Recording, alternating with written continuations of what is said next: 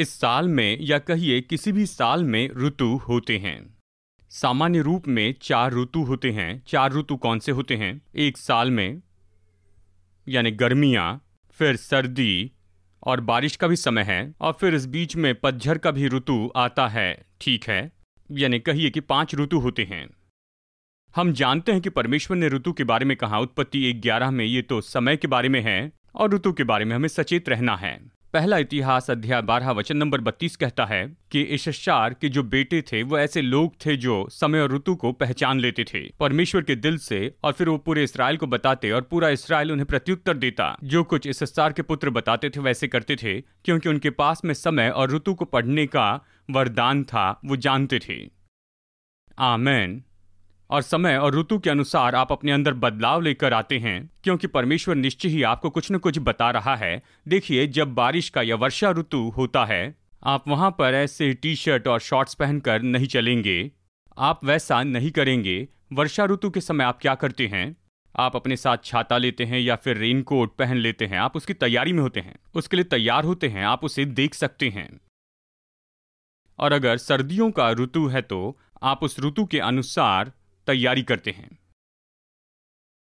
और इसीलिए आज मैं आपको ये बता रहा हूं, आपको ये समझा रहा हूं कि ये एक ऋतु है जो आप पर आ चुका है, क्योंकि आप तो ऐसे चर्च हैं जो परमेश्वर के समय और ऋतु के अनुसार काम करते हैं।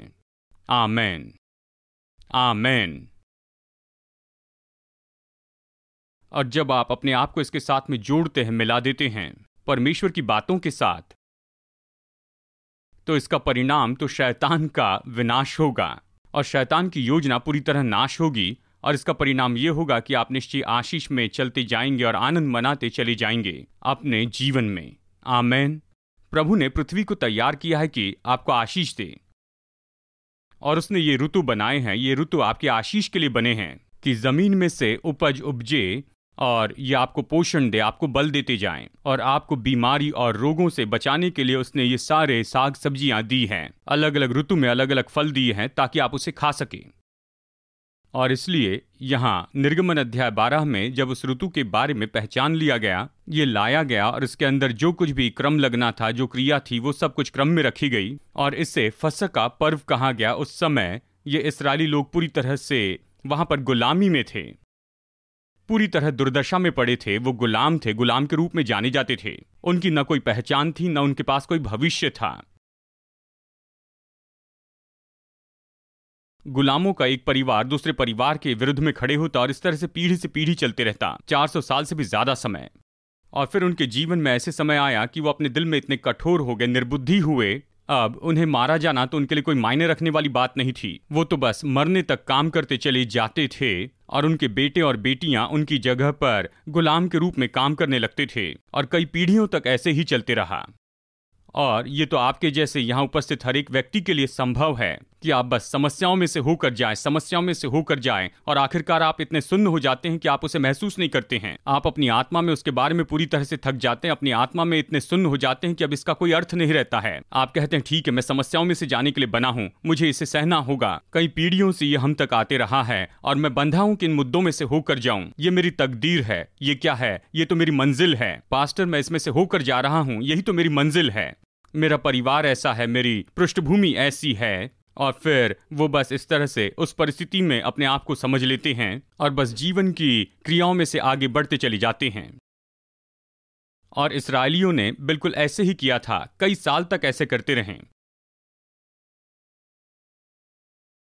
और फिर अचानक एक ऐसी पीढ़ी आई जो मुड़कर ये कहने लगी कि ये इस तरह से नहीं होना है, मैं अलग तरह से जीना चाहता हूं। मेरा परिवार फिर कभी इस तरीके से ऐसा जीवन नहीं जिएगा, चाहे इतिहास में कुछ भी क्यों ना हुआ हो, लेकिन मैं तो बदलाव चाहता हूं। और फिर एक ऐसी पीढ़ी थी जो परमेश्वर को पुकारने लग गई थी।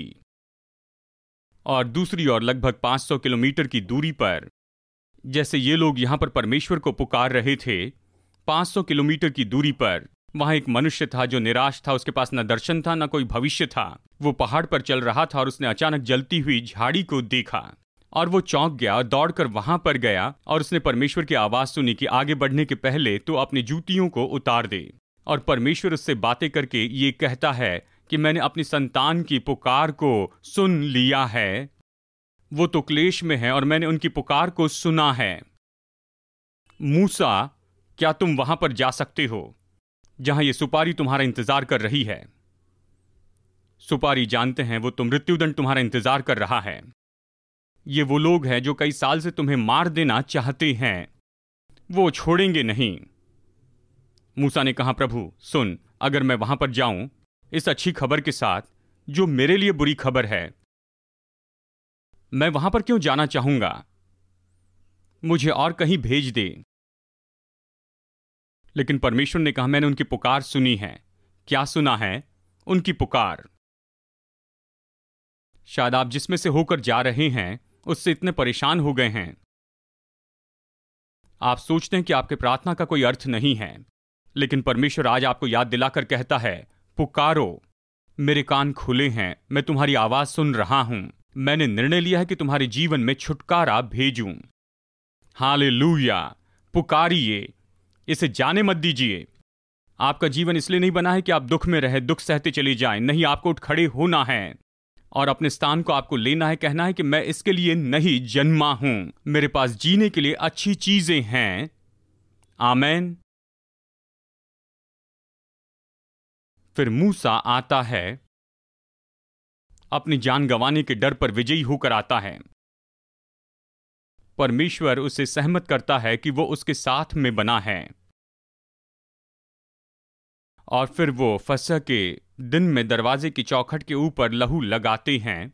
ये तो उनके किए गए काम में सबसे आखिरी था। ये तो मिस्र के गोशान प्रांत में थे।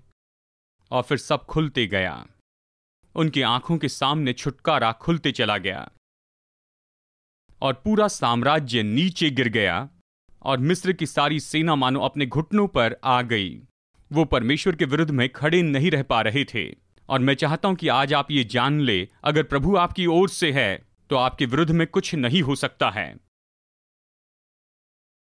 अगर परमेश्वर आपके लिए है तो आपके विरुद्ध में कुछ भी नहीं है।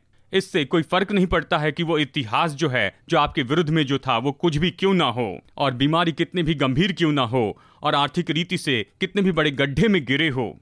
अगर परमेश्वर आपके लिए है तो आपके विरुद्ध में कुछ खड़ा नहीं रह सकता है। हालेलुया! और उन्होंने लहू को द्वार के चौखट पर लगाया। और मैंने आपको बताया था कि क्यों द्वार की चौखट पर उन्होंने लहू लगाया। मैंने बताया उन्हें शब्द लिखना था शैत, दरवाजे की चौखट पर। और शैत का मतलब है नई शुरुआत। और खास करके उन्हें इस आकार में लिखना था। ये तो ऐसी संख्या जिसे कहते हैं 8, और उसे कहते थे शैत। शैत का मतलब है कि नई शुरुआत। और उस दिन सब ने यही किया। उन्होंने अपने चौखट पर लिखा कि प्रभु, मेरे जीवन में अभी नई शुरुआत है। हालेलुया! दिलचस्प बात यह है कि मुझे पता नहीं कितने लोगों ने इस पर विश्वास किया। मैंने उन लोगों के जीवन को देखा, उनके व्यवहार को देखा। छुटकारे के बाद में जब वो जंगल में चल रहे थे, मैं संदेह करता हूं कि मूसा की बात पर उन लोगों ने कितना विश्वास किया होगा। वो इतने बेताब हो गए थे कि किसी भी बात पर विश्वास करने को तैयार थे। विश्वास किया या अविश्वास किया, लेकिन चलिए एक ढांचे में हम कहते हैं। और दिलचस्प बात यह है कि कुछ लोग जो इस्राएली नहीं थे, वो भी इस तरह से इतने बेताब हो चुके थे, परेशान थे। उन्होंने कहा यही बचाव का मार्ग है तो क्यों ना कोशिश करें। और वो इस्राएलियों के साथ में जुड़ गए। उन्होंने भी छुटकारा पाया। और बाइबल इनके बारे में कहती है कि मिस्र में से ऐसे मिले जुले लोग बाहर आए, मिस्र में से निकल आए। हालेलुया! आपके छुटकारे का ऋतु अभी आपके जीवन में आ चुका है। आपके दिल को अभी छू रहा है, आपके मन को विश्वास करने लगा रहा है, और आपकी आत्मा को सराहना के लिए उकसा रहा है, क्योंकि उसने निर्णय लिया है कि वह ऐसे ऋतु को भेजेगा आपके जीवन में। मुझे पता नहीं कितने समय से आप सताए गए हैं, आप कितने समय से मुश्किल में पड़े हैं, किस तरह से ये परेशानी कितने साल से आपको सता रही है, और ये आपके जीवन में कई पीढ़ियों से आ रही है। और निश्चय ही फसह में एक बात तो संभव होती ही है। यहाँ पर एक बात तो निश्चय ही होनी है कि छुटकारा तो निश्चय ही होना ही है। हालेलुया! इसे होना जरूरी है। यह ऐसा समय है जिसे आप ले लेते हैं, ऐसा ऋतु है जो आपको छुड़ाता है। आमेन! हालेलुया! परमेश्वर ये कहता है जब ऋतु आता है तो आप अपने कपड़े बदलते हैं। आप वस्त्र पहन ले, सराहना के, अपेक्षा के वस्त्र पहन लें। इस विश्वास के वस्त्र पहन लीजिए कि परमेश्वर आपको छुटकारा देगा। आमेन! और देखिए, यही तो हुआ। और लाखों लोग उस जगह से निकले बस एक ही रात में। ये तो किसी भी मनुष्य की कल्पना से बिल्कुल परे बात थी। इस तरह अद्भुत तरह से छुटकारा हुआ था। हालेलुया। प्रभु का धन्यवाद करता हूं कि इस तरह से लोगों ने विश्वास किया, जबकि कोई भी इतिहास नहीं था कि वो आधारित रहकर कह सके देखो भूतकाल में ऐसे हुआ था। ये भूतकाल में नहीं हुआ था, ये पहली बार हुआ था। आमेन। हालेलुया। आपको इतिहास नहीं चाहिए कि प्रभु से आप चमत्कार पाए। आमेन। आप विश्वास कीजिए और प्रभु निश्चय ही आपके लिए अद्भुत काम करेगा। आमेन। यह है निर्गमन अध्याय 12। और यही तो इस तरह से फसह की विधि को निश्चित करना था, और फसह तो इस तरह से उद्देश्य के साथ मनाया गया। यहोशू अध्याय 5 वचन नंबर 10। 40 साल तक जंगल में वैसे ही यात्रा करते रहे, जो कि देखा जाए तो पूरी तरह से जरूरी नहीं था, लेकिन फिर भी ये तो उनके अविश्वास के कारण हुआ। और आखिरकार वो पहुंचते हैं, और वो तो प्रवेश कर चुके हैं। यरदन नदी को पार करके वो इस जगह पर पहुंचते हैं। वो यहाँ पर है, और उन्होंने गिलगाल के प्रांत में अपने डेरे लगाए थे। दिलचस्प रीति से ये कहता है, उनके विवरण का जो शीर्षक है यहाँ पर बदल गया है। उन्हें निर्गमन 12 में पहले गुलाम कहा गया था, लेकिन अब इस्राएली संतान के रूप में कहा गया है। 40 साल का उन्होंने जंगल में ये अनुभव पाया था। एक साथ वो वहां पर रहे, एक साथ मिलकर चलते रहे, परमेश्वर के पद चिन्हों पर चलते गए, क्योंकि रात के समय उन्हें आग के खंबे के पीछे चलना था और दिन के समय बादल के खंबे के पीछे चलना था। और इस पूरी यात्रा में वो यहाँ पर पहुंचे, और यहोशू उनका अगवा था।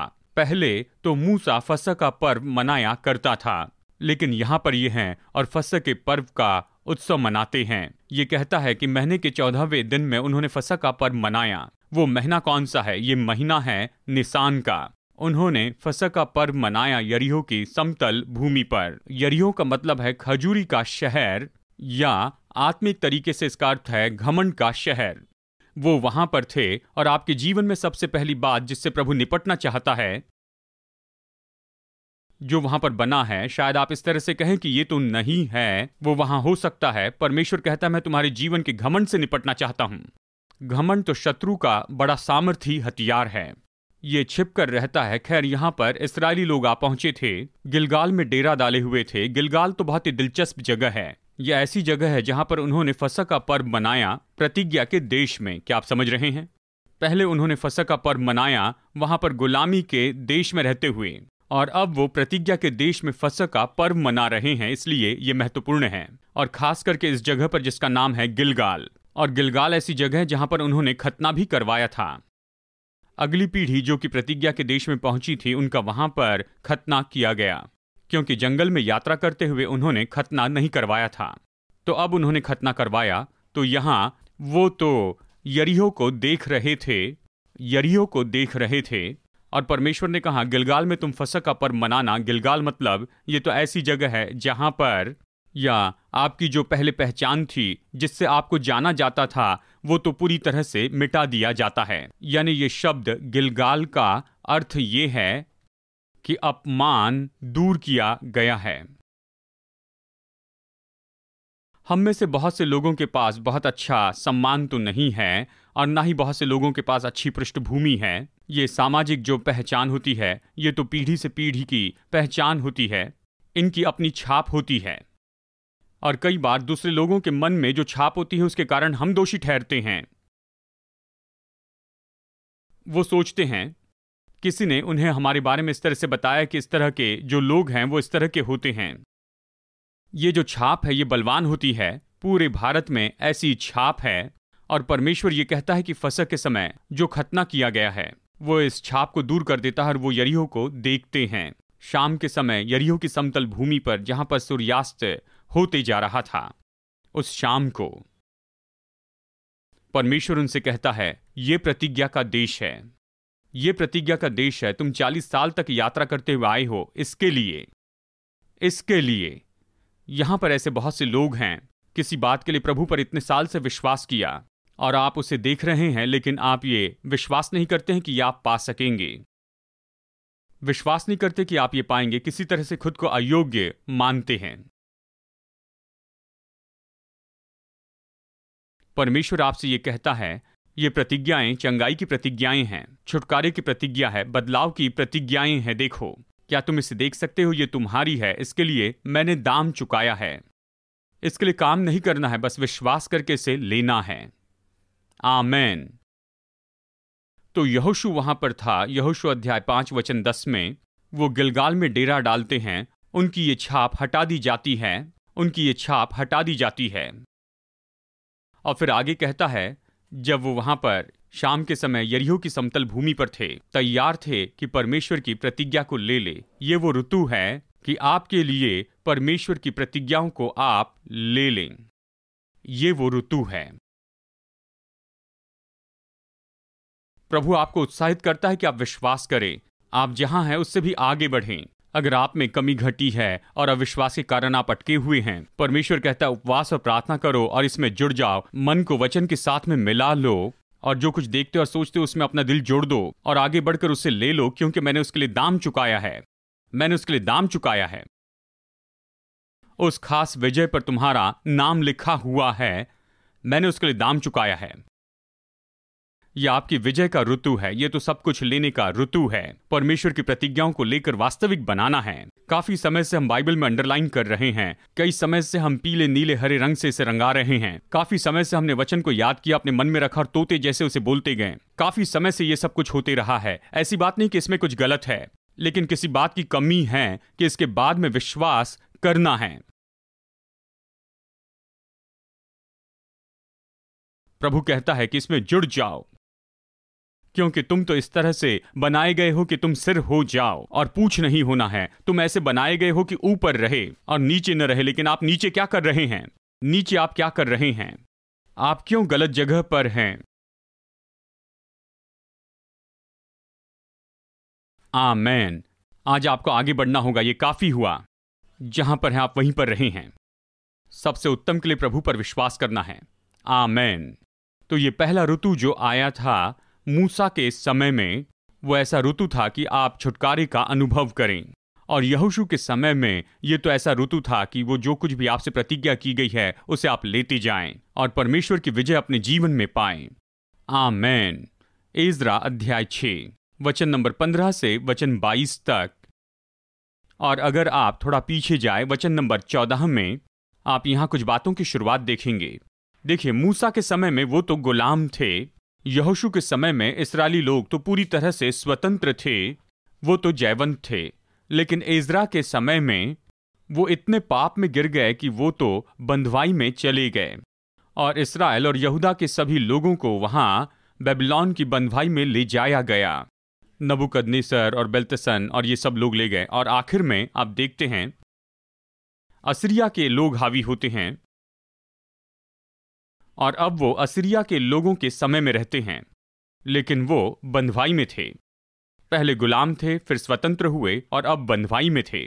और बंधुआई में उन्होंने किसी तरह से इच्छा रखी कि परमेश्वर के भवन को फिर से बनाए, जिसे बेबीलोन के लोगों ने नाश किया था। और वो पुकारने लगे, प्रार्थना करने लगे और उन्होंने खुद को प्रभु की आत्मा को सौंप दिया कि प्रभु का भवन फिर बनाएं। तब यहूदी पुरनिये हग्गै नबी और इदो के पोते जकरिया की नबूवत करने से मंदिर को बनाते रहे और सफल भी हुए। यहाँ पर दो भविष्यवक्ता एक साथ मिलकर काम कर रहे थे। अगर इन दो किताबों को पढ़ना है तो एक साथ में पढ़िए। फिर कहता है, और सफल भी हुए। उन्होंने इस्राएल के परमेश्वर की आज्ञा के अनुसार और फारस के राजा कुस्रू, दारा और अर्थक्षेत्र की आज्ञाओं के अनुसार बनाते बनाते उसे पूरा कर दिया। और इस प्रकार वो भवन राजा दारा के राज्य के 6वें वर्ष में आदार महीने के 3 दिन को बनकर समाप्त हुआ।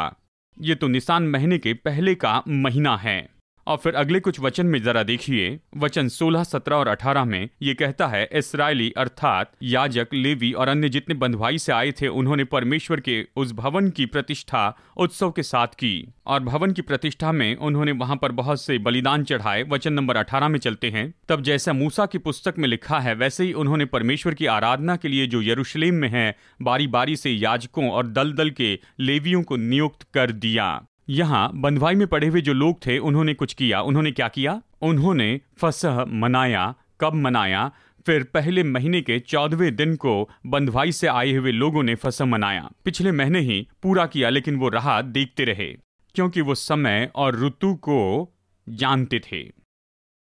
यही चाबी है। पूरी बात यह है कि परमेश्वर के साथ समय में बहते जाएं, राह देखते रहे। वचन नंबर 20, 21 और 22 में, क्योंकि याजकों और लेवियों ने एक मन होकर अपने अपने को शुद्ध किया था, उन्होंने खुद को शुद्ध किया था, वो मिलावट में गए थे। वचन 21, तब बंधुआई से लौटे हुए इस्राएली और जितने और देश के अन्य जातियों की अशुद्धता से इसलिए अलग हो गए थे कि इस्राएल के परमेश्वर यहोवा की खोज करे, उन सबों ने भोजन किया। यहाँ पर उन्होंने क्या भोजन किया? उन्होंने फसह का मेमना खाया।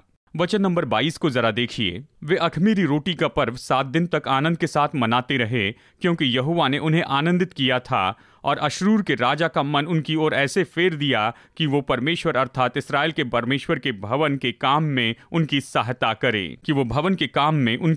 करें। आमीन। अलग ऋतु में बिल्कुल अलग जगह पर, यानी पहले महीने के 14वें दिन फसह का पर्व मनाया गया।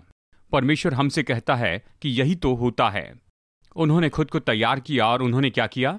उन्होंने खुद को अलग किया उस अशुद्धता से जो कि वहां पर थी दूसरे लोगों के साथ में उनके रहने के कारण। जब उन्होंने बहुत सी विधियों और अंधविश्वास को स्वीकार किया दूसरे लोगों से, क्या हम ऐसे अंधविश्वास को लेते हैं? हमारे दोस्तों से, पड़ोसियों से, जानते हैं ये सारी बातें जो कि हमारे आसपास होती हैं, हम तो डरने लगते हैं और उन सभी बातों को वहां पर सही बताने लगते हैं। जब वो अपनी आवाज उठाकर अपने गीतों में आराधना करते चले जाते हैं, हम ये सोचते हैं हम पर कैसे प्रभाव डालेंगे, कैसे प्रभाव नहीं डालेंगे। ये लोग ऐसे में से होकर गए, वो उनमें जुड़े रहें क्योंकि वो बंधुआई में थे। कुछ लोग तो उनके घर में नौकर हुआ करते थे, इन अमीर अन्य जातियों के घर में, और उनमें से कुछ लोगों को जीवित रहने के लिए से छोटे काम करने पड़े क्योंकि वो तो वहां पर बंधुआई में थे, यानी वो वहां पर गलत बातों में जुड़ गए थे, इसलिए उन्होंने खुद को अलग कर दिया।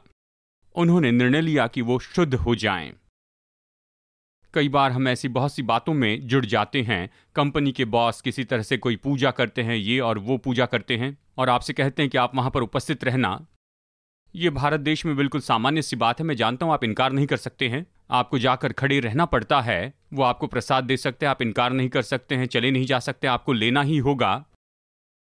बस दिखावा करना पड़ता है कि आप ठीक हैं, उनके साथ में जुड़े हैं। बहुत सी बातों में से आपको होकर जाना पड़ता है। आपके दोस्त आपको अनदेखा करते हैं, वो आपको छोड़ देंगे अगर आप उनके साथ में किसी जगह पर नहीं जाते हैं तो। कई बार जबकि आप कॉलेज या स्कूल में होते हैं तो आपको जाना पड़ता है, ऐसी जगह पर जाना पड़ता है जहां पर आप जाना टाल नहीं सकते हैं, यानी आप बहुत सी बातों के साथ में ऐसे जुड़ जाते हैं। लेकिन परमेश्वर कहता है, हां, क्या तुम अभी उससे अलग हो सकते हो?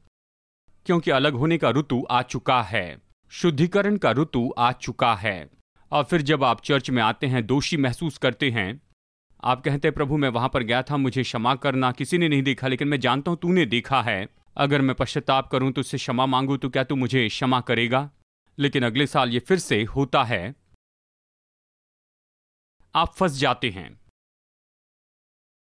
और वो क्या कहेंगे और आपके साथ में क्या होगा, इन बातों से आप डरने लगते हैं। और जैसे आप सुनते हैं कि अगर आप इसकी आराधना नहीं करते जाएंगे तो आपके साथ कुछ हो जाएगा। सड़क पर फेंके हुए नींबू से सावधान रहना, चौराहे पर जो नींबू फेंका जाता है उससे सावधान रहना।